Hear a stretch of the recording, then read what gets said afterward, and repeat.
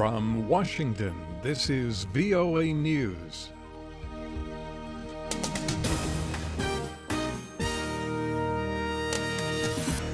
I'm David Forrest reporting. Indonesia executes foreign drug dealers. Indonesian media are reporting that 7 foreigners and an Indonesian man convicted of drug trafficking have been executed. The report said the 8 were put to death by a firing squad early Wednesday local time. The foreigners included 4 people from Africa, 2 from Australia, 1 from Brazil. There was no immediate official confirmation. Nigerian troops rescued 200 girls and 93 women on Tuesday. It is not clear if any of those freed are the schoolgirls kidnapped a year ago.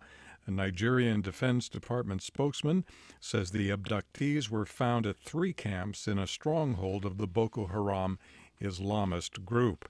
In Nepal, rescue and relief efforts are picking up pace, but also encountering some steep problems in distributing aid in the quake-devastated country.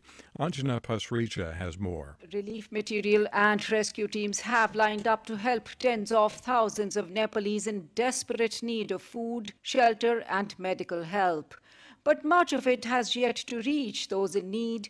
The head of communications at the International Committee of the Red Cross in Kathmandu, Krishna Prasad Chalise, tells VOA. These items are in the airport, but it has not reached to the people. The entry point for Nepal is via Kathmandu, but the small airport is unable to cope with either the rush of people, equipment and material coming in, or with foreign nationals clamoring to leave the shattered country. Anjana Pasricha, New Delhi. Baltimore police say their city was mostly peaceful on Tuesday, that coming after a night of rioting Monday, following the funeral of a black man who died after being in police custody.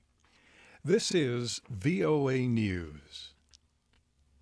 The U.S. says Iranian naval ships and patrol boats fired shots across the bridge of a Marshall Islands-flagged cargo ship in the Strait of Hormuz in Iranian territorial waters.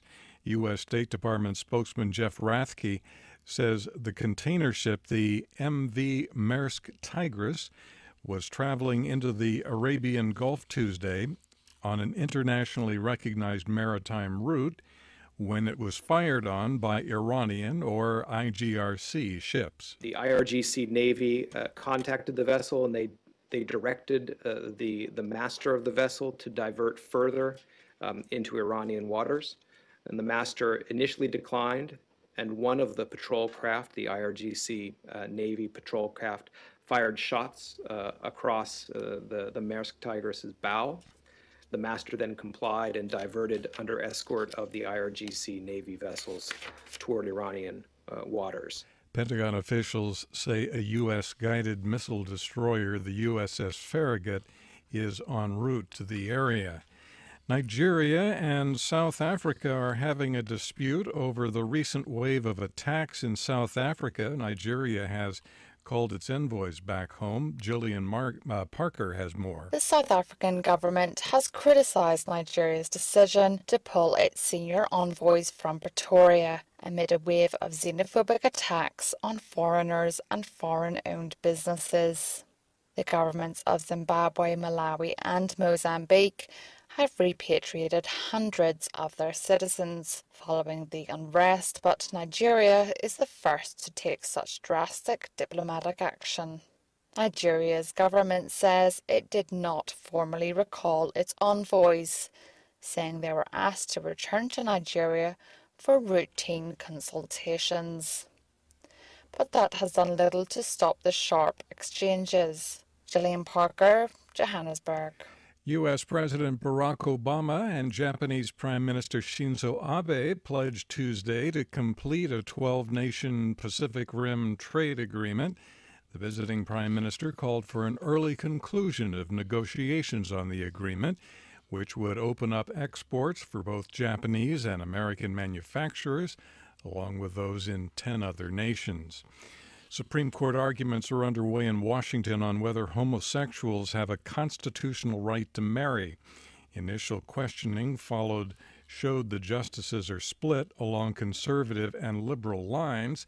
The suspected swing vote is Justice Anthony Kennedy. VOA's Michael Bowman listened carefully to his statements in court. Justice Kennedy did not tip his hand in the question of whether gays and lesbians have a constitutional right to marry.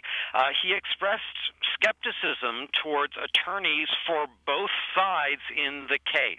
Hundreds of activists supporting and opposing same-sex marriage gathered outside the court in advance of the hearing. From the VOA News Center in Washington, I'm David Forrest.